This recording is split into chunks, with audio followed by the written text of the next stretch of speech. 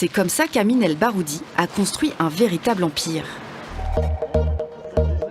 Nous sommes à Marrakech, dans le salon de thé que le businessman vient d'ouvrir avec Hassan Hajjaj, un artiste considéré comme le pionnier du pop art marocain.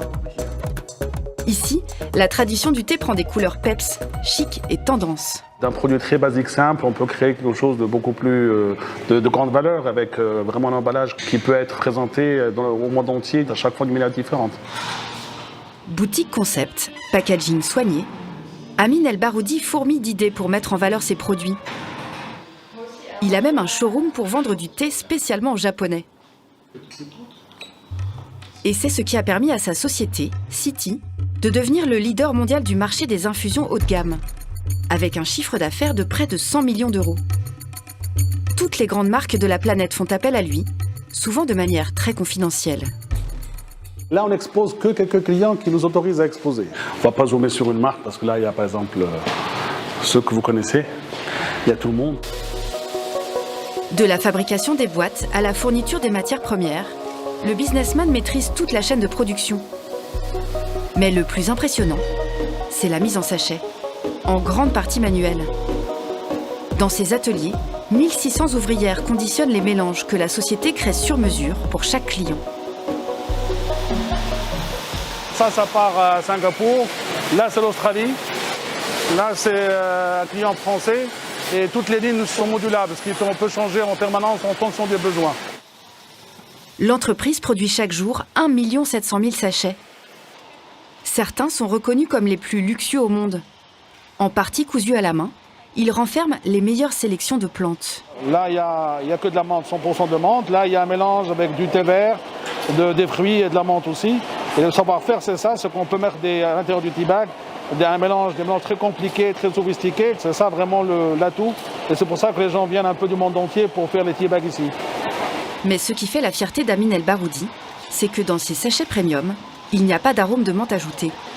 Parfois, moi j'ai vu sur le marché, il y a des thés verts à la menthe où parfois il y a 15% de menthe. Et après, ils mettent 3-4% d'arôme ou bien naturel ou artificiel. Mais ça, c'est différent, c'est des marchés très différents. Nous, on arrive à faire un thé vert à la menthe uniquement avec de la menthe et du thé vert, sans arôme.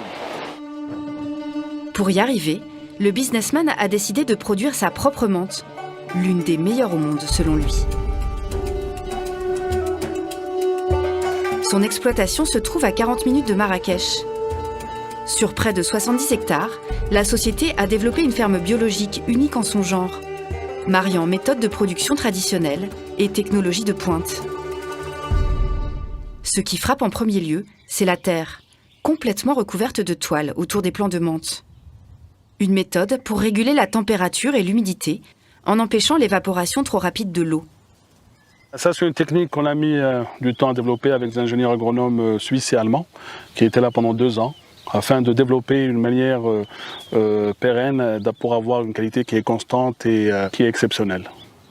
Sous cette bâche, des tuyaux alimentent les plantes avec un mélange d'eau et de compost biologique produit ici même avec les moutons du domaine et les déchets verts. Aucun intrant chimique n'est toléré, ce qui fait que le désherbage se fait totalement à la main. Il y a beaucoup de désherbage, c'est fait presque en permanence tout le temps. C'est coûte le plus cher, la main-d'œuvre. Même au prix de gros, la menthe produite par Amin El Baroudi coûte cher. Près de 20 € le kilo, contre 2 ou 3 € pour de la menthe bio produite dans d'autres pays. Pourtant, elle est réservée tous les ans à l'avance par ses clients. Aujourd'hui, notre menthe est reconnue comme l'une des meilleures menthes du monde. Le prix, c'est pas un problème, la qualité, si. C'est vraiment un challenge.